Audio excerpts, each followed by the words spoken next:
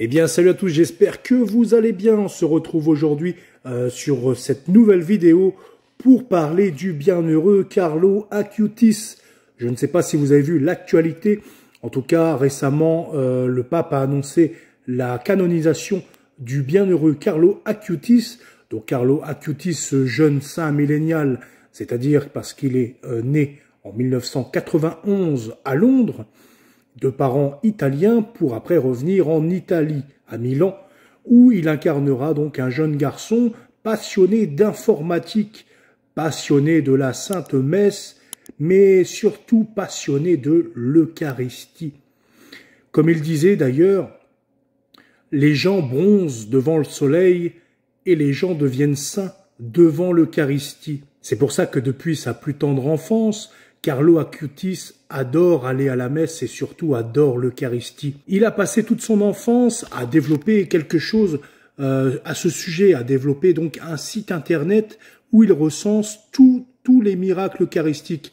Parce qu'il pensait sincèrement que c'est par là que l'on pouvait à nouveau convertir, convaincre les gens que en leur exposant tous ces miracles eucharistiques qu'il peut y avoir dans l'Église catholique, eh bien c'est par ce miracle-là que les gens croiront que Jésus est vraiment présent dans l'Eucharistie, comme l'enseigne donc l'Église infaillible de Dieu, l'Église catholique, et nous sommes les seuls, nous catholiques, à croire que le Seigneur est dans l'Eucharistie.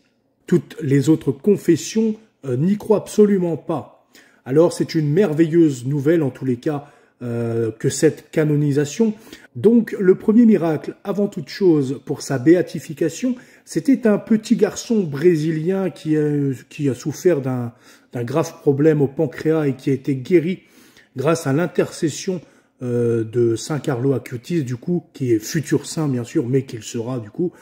Et le second miracle, c'est le fait d'avoir aidé une mère de famille qui est allée prier sur sa tombe en Italie, car sa fille avait eu un grave accident avec un énorme traumatisme crânien, un truc dans le genre, et en fait, le gros hématome, je ne saurais plus les termes techniques et médicaux, mais en tout cas, le gros hématome s'est résorbé très rapidement, et du coup, elle a pu, le jour même où sa mère a prié, commencer, il me semble, à parler ou à respirer. En tout cas, elle s'est remise de ça très rapidement et au lieu de mourir, eh bien, elle a continué à vivre et elle est retournée avec sa mère auprès de la tombe du futur saint Carlo Acutis afin de le remercier pour son intercession. Donc, pour ceux qui ne sont pas catholiques, quand on parle d'intercession, on ne dit pas que c'est le saint lui-même qui a le pouvoir de faire, mais on demande son intercession afin qu'il prie Dieu pour faire ce miracle par la grâce de Dieu, par la puissance de Dieu, et pas de sa propre personne, même si théologiquement, il y a un terrain à développer à ce sujet, des pères de l'Église, etc. en ont déjà dit beaucoup, concernant le fait que les personnes décédées qui sont au paradis, donc dans la vision béatifique, peuvent participer également avec Dieu et recevoir certainement quelques puissances de ce genre, puisque Dieu leur fait entièrement confiance. Mais dans tous les cas, nous, on se cantonne à dire que l'on prie le saint pour qu'il intercède auprès de Dieu. Et donc, étant donné qu'il a mené une vie extraordinaire, une vie où il s'est éloigné le plus possible du péché, il a une morale presque exceptionnelle, donc il est ami de Dieu. Et du coup, ça permet aussi, en priant comme ça et en demandant l'intercession, ça permet des miracles et ça permet donc la béatification, puis la canonisation.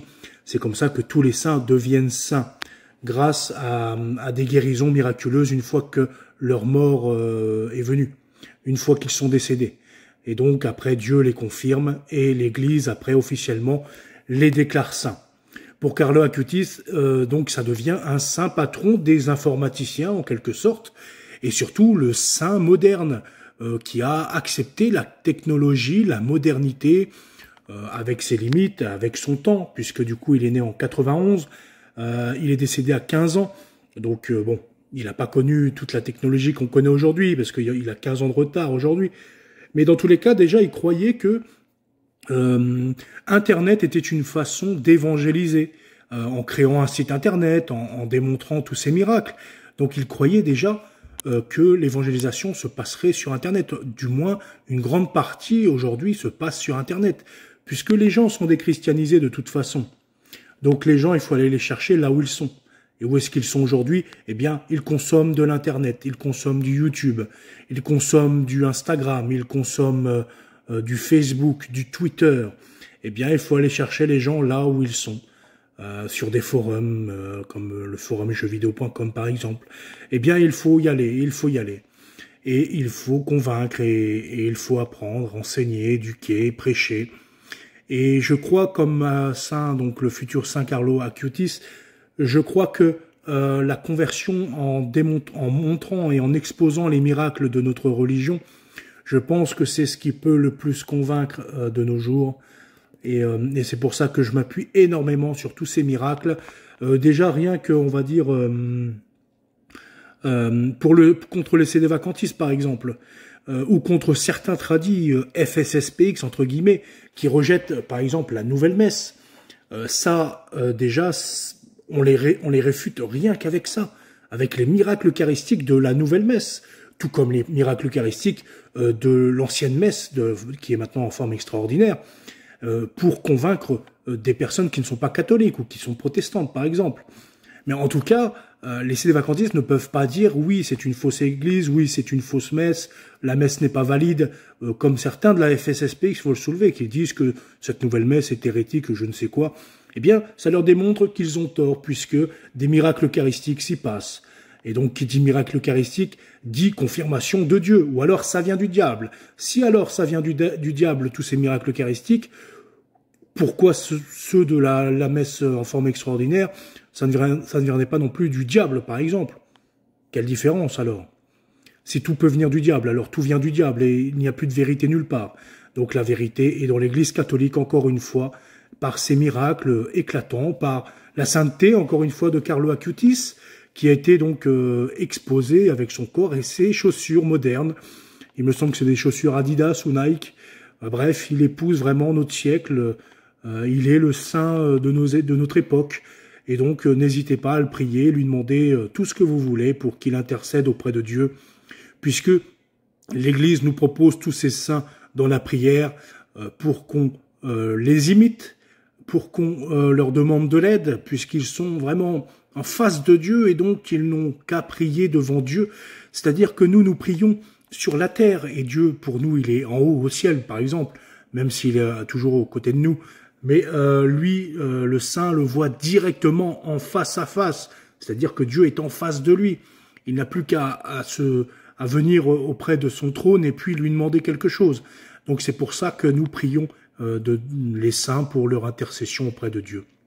Parce que nous pensons que c'est une des meilleures façons de recevoir des grâces, étant donné que nous sommes, nous, pécheurs, et que nous n'avons pas forcément une belle morale, ou voilà, nous ne sommes pas parfaits, et alors que les saints, eux, ont démontré quand même des vertus héroïques, et des vertus assez exemplaires dans leur vie. Donc c'est pour ça qu'on leur demande, eh bien, de prier pour nous. Et comme on le demande également à la très sainte Vierge Marie, qui est la mère de Dieu, qui est exempte du péché, qui est immaculée conception, qui est la plus parfaite des créatures après Jésus-Christ. Donc c'est tout naturel, surtout qu'elle est mère de Jésus. Elle a porté le Messie, elle a porté le Seigneur.